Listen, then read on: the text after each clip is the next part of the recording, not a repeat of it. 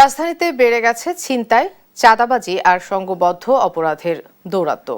Dhaka metropolitan police ডিএমপির তথ্য বলছে, গেল ৬ মাসে ঢাকাতে ছিনতাই, চাঁদাবাজির মামলা হয়েছে প্রায় ৫০০টি। অপরাধ ঠেকাতে নিয়মিত অভিযান চালাচ্ছে আইনশৃঙ্খলা রক্ষাকারী বাহিনী। বিশেষজ্ঞরা বলছেন, শুধু গ্রেপ্তারই সমাধান নয়, অপরাধ কমাতে প্রয়োজন আইনের যথাযথ প্রয়োগ। তন্দ্রা তারুণের রিপোর্ট।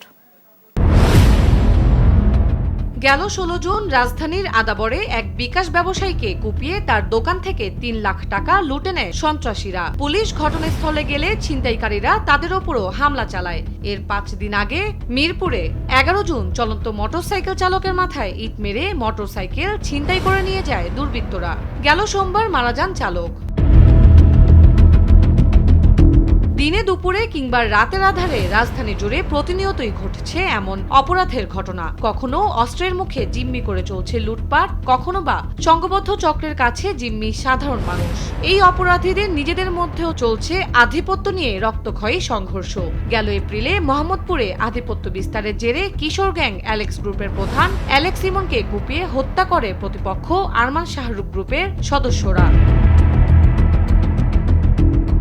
ডিএমপির তথ্য বলছে, চলতি বছরে জানুয়ারি থেকে ২৩ জুন পর্যন্ত চাঁদাবাজি ও ছিনতাইয়ের ঘটনায় ৪৯১টি মামলা হয়েছে। এসব মামলায় গ্রেপ্তার করা হয়েছে ৮৫১ জনকে, যার মধ্যে সবচেয়ে বেশি মামলা হয়েছে মে মাসে। সংঘবদ্ধ অপরাধে দৌরাত্ম্য ঠেকাতে নিয়মিত বিশেষ অভিযান চালানোর কথা বলছে পুলিশ। অপরাধীর সংখ্যা অনেক বেশি হয়ে গেছে এবং এরা অনেক সময় অপরাধ শেষ করে কারাগারে গিয়ে ওখান থেকে ফিরে এসে আবার অপরাধের সাথে জড়িত হয়। তরফ থেকে চেষ্টার কোনো কমতি নেই। প্রতিদিন আমাদের বিশেষ অভিযান চলছে। পুলিশ সর্বাত্মক চেষ্টা করছে ছিনতাইকারী, চাঁদাবাজ বা এই ধরনের ব্যক্তিবর্গ থেকে নগরবাসীকে নিরাপদ রাখার জন্য।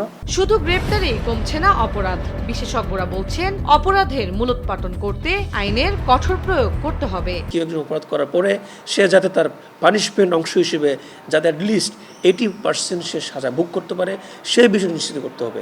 সেই বিষয়টি নিশ্চিত করার জন্য পুলিশকে দরকার, জুডিশিয়ারিকে দরকার এবং আমাদের প্রিজন সিস্টেমটাকে দরকার। তিনটাকে এক লাইনে নিয়ে এসে তিনটাকে এখানে একসাথে কাজ করতে হবে, তাহলে কিন্তু এটা নিয়ন্ত্রণ করা সম্ভব। দিন দিন বদলেছে অপরাধের ধরন।